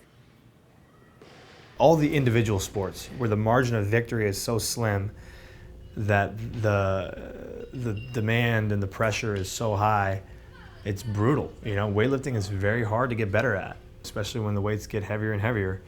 So it takes someone who is totally self-motivated, totally dedicated and committed to not only the workouts, but understands the lifestyle that has to go with it. And it takes a certain kind of kid who really wants to be good. And it takes the type of kid who is gonna really claw and fight for that 1 kilo to make it, because weightlifting is not a formula. It's not sets times reps equals result. It's fighting for every kilo on that bar. For the long run, all those kilos add up. You have a very high level of discipline over a long period of time that's required. Weightlifting is the kind of sport where you're investing months and years of daily training, sometimes twice daily training. You're making a lot of sacrifices in terms of social life, work, family, all these things that you really have to set aside to a large degree in order to be completely successful with the sport. And so it really demands a kind of person who has that fine focus and that ability to put all of his or her effort into this single pursuit. If you don't love weightlifting, you're not in weightlifting. That's it. I think at least some of the appeal to me is that it is an obscure sport that becomes part of the challenge. It's the kind of sport that you only survive in if the work itself is personally gratifying, because no one else is watching. Weightlifting is a great challenge to make me see what I'm capable of doing. And I enjoy the aspect of knowing that my fate is in my hands, but it also is a disadvantage in that sense, because if I do poorly, I have nobody to blame but myself. So as much as I really enjoyed the team environment growing up when I was younger, there's definitely something to that individual component where you know that when you succeed, it was because of you, but you also know that when you fail, it's completely your fault as well. I love weightlifting because it's a very competitive sport. It's a sport that you are responsible for yourself. Your performance on the platform speaks of everything. It's how I've been training, what's my mental outlook, am I prepared, am I nervous, but it defines you. I love the feeling of being strong I feel like when my body is strong, that mentally I'm stronger, and I love chasing the numbers. You always want more and more and more. And I love perfecting my technique. But I think that what I love the most about weightlifting is that it keeps me connected to the people that I love. On its face, weightlifting is such a simple sport. You lift a barbell from the floor to over your head. But I think the more involved, the longer you're involved, the more you realize how deep that rabbit hole really goes. And I think a lot of people don't ever come back out. It's a wild love affair that has given me many happy things and has torn me down in many ways. And I think that more than what you can accomplish with the barbell, weightlifting to me is a family, and it's hope when you have none. And I think that I was a lost little girl and I didn't have any direction. And one day I walked up a hill and met Mike Burgener and that family. And it's like the sky opened up for me. Weightlifting to me has always been love. Even when I wasn't succeeding, or even when I was self-sabotaging or taking time off, it always in some way connected me to what I love most in this world.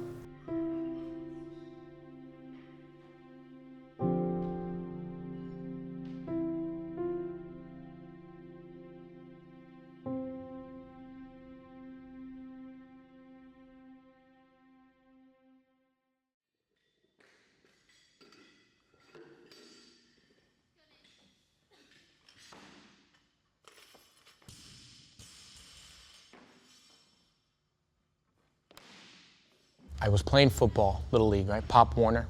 And my brother tells me, who was a high school football player, you need to start lifting weights if you're gonna do anything. All right, so I started lifting weights. The very first day at the local high school gym, I walk in and I don't know what I'm doing. I'm just following all of the bigger guys. I'm doing like a bench. In walks a coach, sees me, knows I'm out of place, starts asking me questions. What are you doing here? I tell him I'm in the 8th grade. I just want to get stronger for football, blah, blah, blah. And he's looking at me, how old am I? And he's looking at me. He says, put your hands on top of your head and do a squat for me, right? I had a little gymnastics in my background, so flat-footed, beautiful. I mean, I think his eyes lit up. He says, okay, grab this bar, and showed me the clean. Then he showed me the snatch. It was my very first day in a weight room. I don't think I'd ever been in one at 12, 13 years old. And I pretty much quit every sport right after that. That was it. Coach Mac was his nickname. Bill McDaniel. He coached quite a few big names back in my day. Jeff Macy, Tim McRae, some of those names. They were all Florida guys. He didn't have a huge program like I do. He was one of those one-on-ones. Okay? He had me, maybe another 2 kids, and himself. And so I think I got a lot of work done because of it. And he took me really far. I slowly started moving up, if you will, started getting a little bit better and stronger during my junior years, and I started making squad camps. When I turned 16, USA Weightlifting, and I think back then it was still USWF, they said, we got a new pilot program. Okay? We're gonna take 3 guys, and women weren't in the Olympics for weightlifting yet, right? So we got 3 guys, we got 3 spots. We're gonna take them in high school at the Olympic Training Center in Colorado Springs. I go to an American Open, Fresno, California, did well. I go to Junior Nationals, won a medal, did well there. Go to seniors, man, I'm on a roll. Everything, it was just a perfect setup, and they selected me for the program. Now I'm 17 years old, and I start as a resident at the Olympic Training Center, going to high school in the morning, coming back midday, training, a few hours later, training with the rest of the residents. I did that my whole senior year, and that's really, I think, where I just catapulted. The Olympic Center did so much for me. Made my first junior worlds my senior year. Now I'm turning 18. Made 3 junior worlds in a row. Did some other international meets, some minor I did a senior international meet at the time. It was called Nakachis, similar to Pan Am's now. And I was a U.S. team member that whole time. Did great, had a wonderful experience, wouldn't take it back for the world, and retired when I became a senior. So now I'm 21 and I hung it up. Said I couldn't do it, I was just burnt out. I woke up one morning and I said, I'm overtrained, I'm beat up. Looking back, I wish I would have had that one person to tell me, you're just tired, you know. Take a month, take 2 months. It happens at that level, and I consider myself at the elite level. But no one told me back then that there was a temporary feel that I could get over it, and I decided to retire. So my career was from 13 years old. I did all the school age, all the junior stuff, and I retired at 21.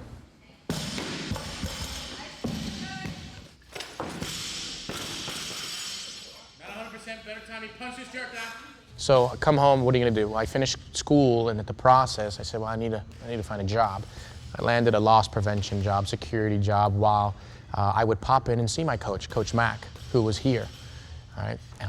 He was pissed off at the world that I retired. He thought I retired too soon, and I guess I did, but he had me come in from time to time and check in. So story goes, I'm in this gym, which is now 11 years ago. I walk in, I'm saying hi to my coach, and I can't help watching all these other kids in here training, and some corrections I could make, and I just helped myself. I just felt like I could. Hey buddy, if you keep your elbows up here, watch your hand grip there, and it seemed to work. I ended up building rapport with a few of the kids, and they started calling me, hey, can you coach me? I'm like, man, I'm 22 years old, you know, now 23, I don't know if I'm ready to start coaching, and I got suckered into it in some sorts, and so I began coaching. Here I am, man, and I became a police officer, and I do both. And so I began to coach here and there is a PE teacher here at the time who says, hey, you know, you should start your own program. It just so happened that at this time, the city was starting this new wave, this push, this trend, where they were starting all kinds of programs, flag football, tennis, wrestling, and what have you, and they never thought about weightlifting. I just happened to be there, my wheels start clicking, I said, wow, that'd be great. It was my way of being involved. I always loved the sport, never fell out of love with the sport, wanted to stay involved. I decided to retire, coaching sounded like the best way to go. So I approached the city and said, hey, rumor has it, you guys are starting these programs, many of them. What do you think about weightlifting? Powerlifting? No, Olympic weightlifting. Oh, bodybuilding? No, weightlifting. And I put together a proposal, they loved it. They loved it. They did one 6-week deal, like a class, to see how it went. The feedback was wonderful, and so I've been here ever since. I will, from time to time, go to different athletic events and see certain movements of kids, and might say to myself, wow, he might be okay. Then I might have like a isolated one-on-one conversation, but I don't actively recruit. My athletes all come from the middle schools and the high schools. I'm at a high school. That's the easiest one. I'd like to coach one Olympic team at least before I croak. I would like to one day to be named as the head Olympic team weightlifting coach, but in order to get there, what's the main thing you need? Is to put an athlete on a team. And they kind of go along with each other. You can't have one without the other. And I would first certainly love to put in place, not just one, a couple, each gender, male and female, put them on an Olympic team. That's what I'm doing. That's my whole goal. That's my whole goal. If I do that, I can hang it up. I can die after that.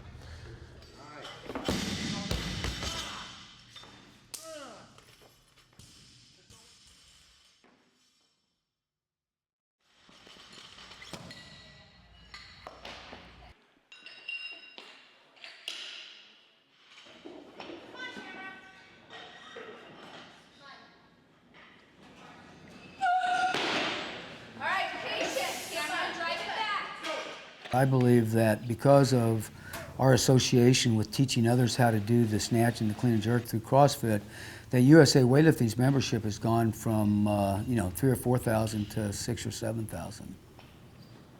I think it will help in the fact there will be more money in weightlifting and there will be more exposure. Are any CrossFit athletes going to be world champions? No, because CrossFit athletes are like 25 years old.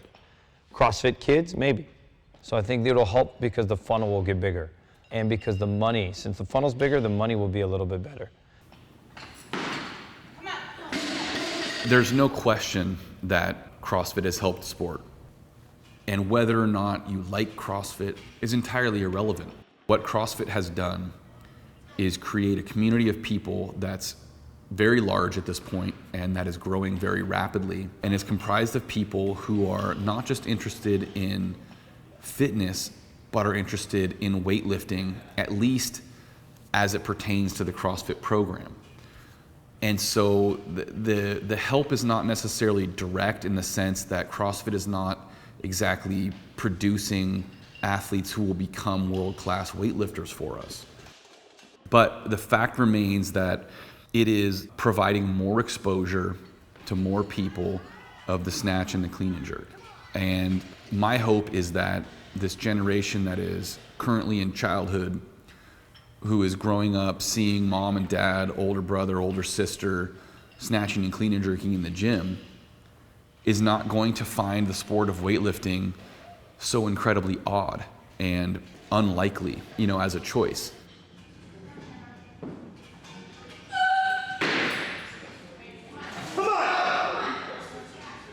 All of us who really love and care for the sport of weightlifting have to do whatever we can to keep making it possible, making it fair for everybody, making it attractive to attract a high-level athlete, because we're in a catch-22. Until you produce some real champions, you don't get the money, but you can't produce the champions if you don't have the money to get that young kid out of high school and make sure he gets into the proper training environment and then gets to his competitions and so forth.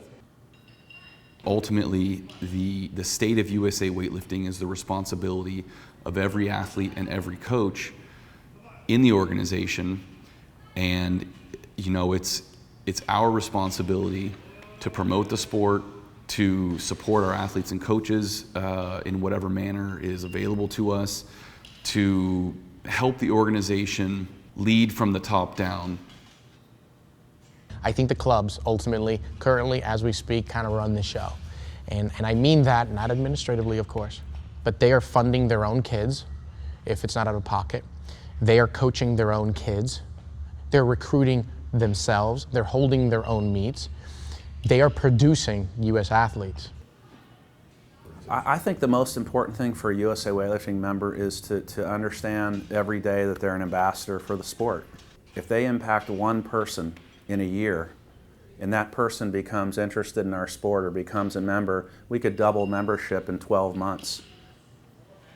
I want to see athletes and coaches do what it takes to save the sport because it's what they love and it's what they care about. I don't want help from the outside. I don't want some benefactor to come in and save us.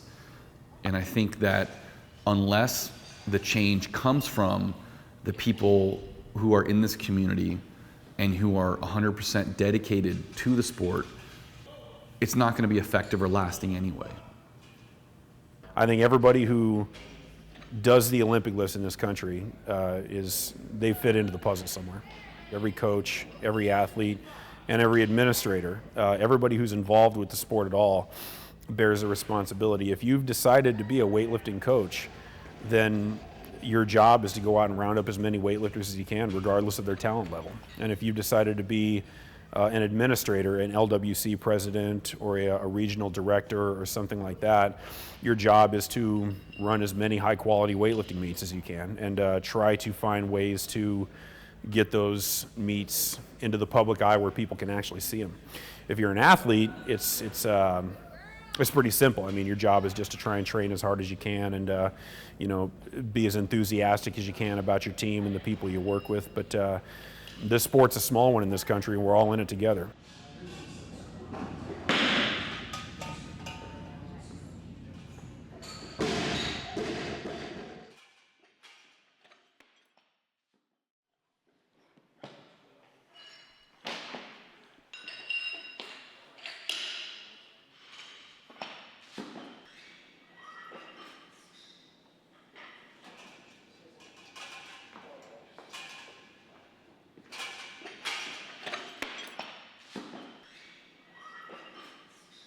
I decided that I was going to move down to Southern California to train with Mike Burgener. And that was That was the decision that really initiated all of this. You know, going down and, you know, training with Mike Burgener, training with the team there was really the experience that shaped me as a lifter and as a future coach. So after being down there a couple years, my now wife Amy and I moved up here to the Bay Area in order to open our own gym. And we came up one weekend in November of 2008 looking for both a place to live and a facility for the gym. I think we found both on the same day, as a matter of fact. And by the next month, we were moved in. And by the 1st of January, we had the doors open to the gym.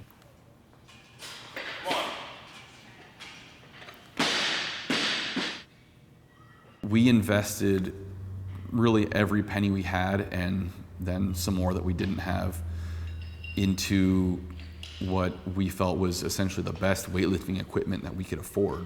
And then just kind of crossed our fingers that we'd be able to actually make enough money to pay the rent. Fortunately, you know, I had written a book. I believe I had a DVD out at that time. I had been publishing the Performance Menu Journal. And it was all those things that really kept the gym afloat for the first couple of years. The gym itself was not supporting itself. We were not making enough money.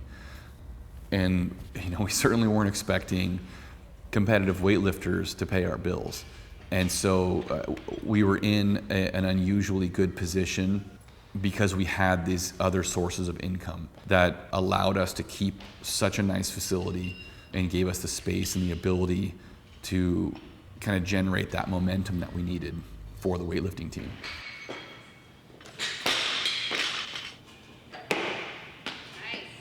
You know, there's no doubt that we have one of the nicest, you know, largest and best equipped weightlifting gyms in the country. But you know, there isn't a day that goes by that I don't miss training in Burgener's garage. And I have very much a sense of nostalgia for that period of time because it was so formative of me as a lifter and as a coach. And because it was such a great atmosphere. And I very much try to kind of create and nurture that same sort of atmosphere and that same sort of environment here. Hold it! Hold it! Hold it! Push up! Oh my God. I've never actually recruited lifters. And it's not that I never wanted or needed more lifters than we had at any given time. It's simply that I didn't have the time and energy to do it after having done all the things that needed to get done to keep, you know, the business afloat. I mean, I remember very clearly, you know, having only 2 lifters in here on some days, you know, early on when we first opened the gym. Fortunately, in, you know, the almost 5 years that we've been here, we've managed to generate a good deal of momentum, and we now have a pretty large team, but one that I'm very proud of, and I'm very happy to be a part of. You know, we've definitely had a good number of people come and go over the years, some of them on their own, some of them because we simply didn't want them here anymore. You know, the atmosphere of the gym is so important, and I think that it has such a huge effect on the athlete's ability to train well and to be successful competitively. And so we definitely have done some house cleaning over the past couple of years, and what that's resulted in is a very close-knit team, a team that gets along extremely well and is very supportive of each other. And I think that we're somewhat unique in that respect. I think that we have a level of camaraderie that is unusual.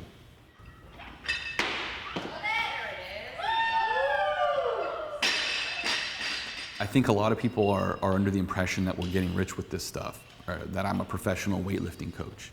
But the fact is, we're a really small operation, and it's a lot of work just to keep our doors open, even to this day, even after 5 years of being in this location, and you know, almost 9 years of being in business with the Performance Menu Journal and those sorts of things. I mean, I write books, I make DVDs, we publish the journal, create website content for multiple websites, I write articles for other publications. I do all these things to be able to have a place to coach a weightlifting team. Coaching weightlifting doesn't make me any money, it costs me money. That is really, to me, that's the payoff for all the work that I do. All that work is really done to allow me to be a coach. Push! You know, I'm not the best weightlifting coach out there, not even close. I think really my contribution has been to make the sport a little more accessible to more people and helping to drive its growth through that, through, you know, publishing educational materials and the other things that I do. You know, of course, the real goal is to continue to coach and produce better and better lifters. But, you know, I think I'm at least on that road.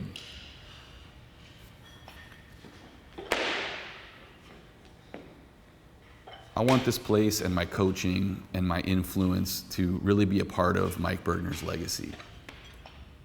Yeah, I'm just an infant as a weightlifting coach. You know, it's guys like Mike Burgener, John Thrush, Bob Takano, Jim Schmitz, these guys who have dedicated decades of their lives to the sport, who I look up to and I consider mentors. You know, these are guys who existed in an era before shameless self-promotion on the internet and who just cared about coaching great athletes and did exactly that. You know, that's the standard I want to live up to.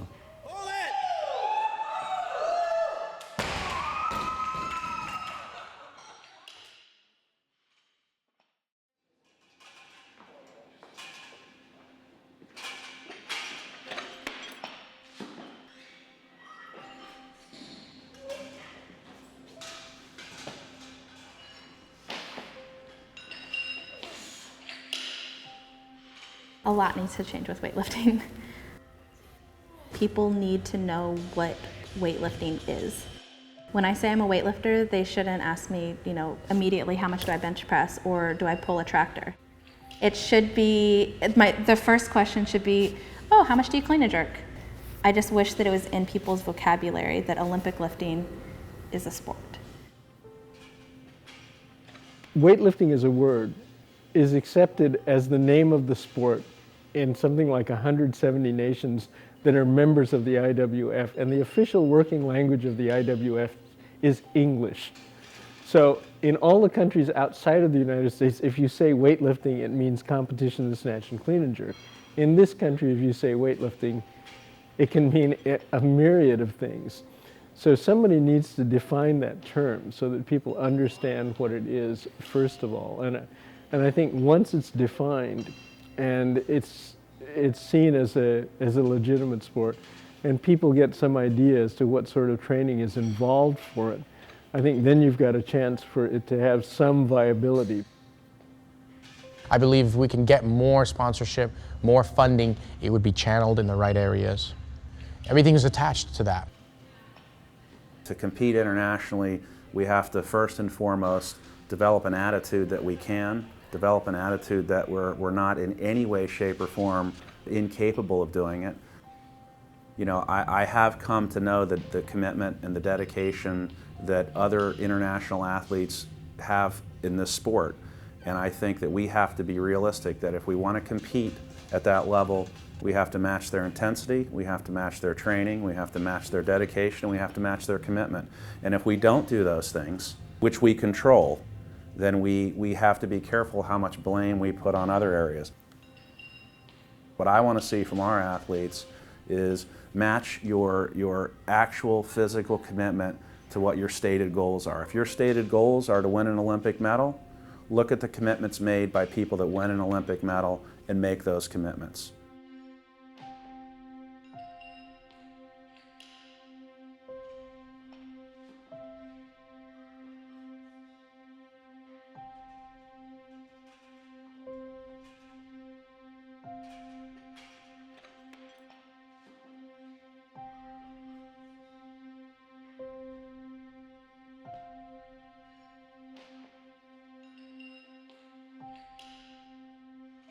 I think you should always be hopeful about it.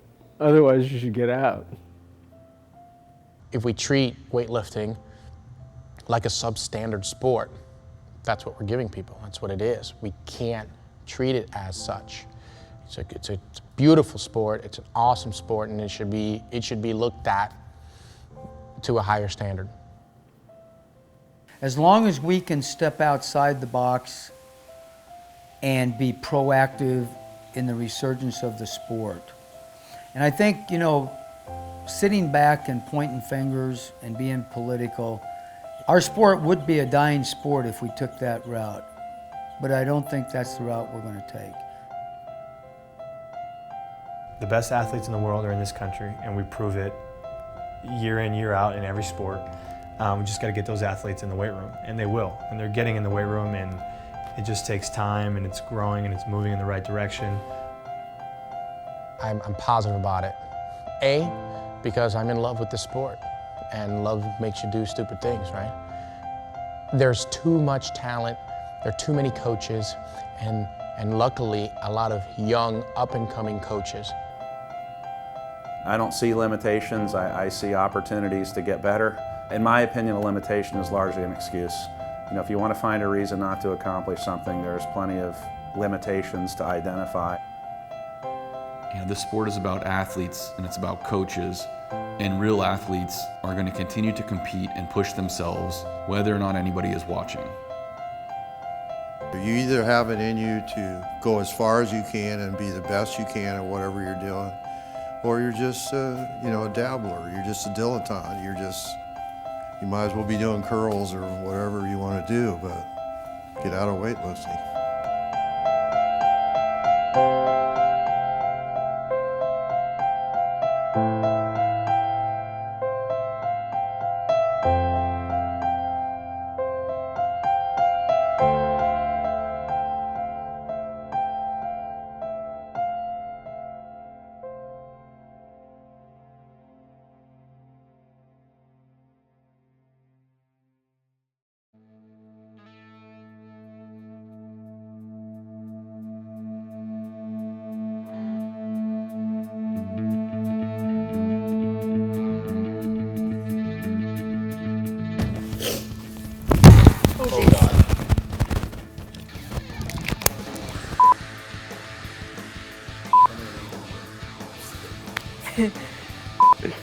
I don't even know how to, yeah, there's nothing funny about me loving weightlifting, but I'm gonna start over.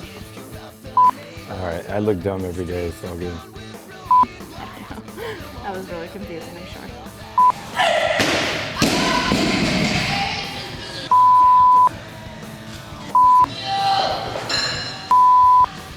maybe I should start this question over again.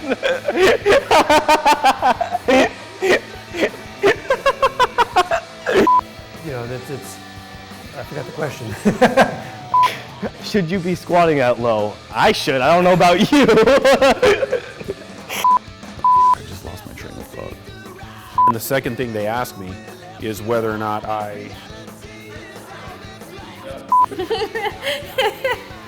He threw me off. Okay.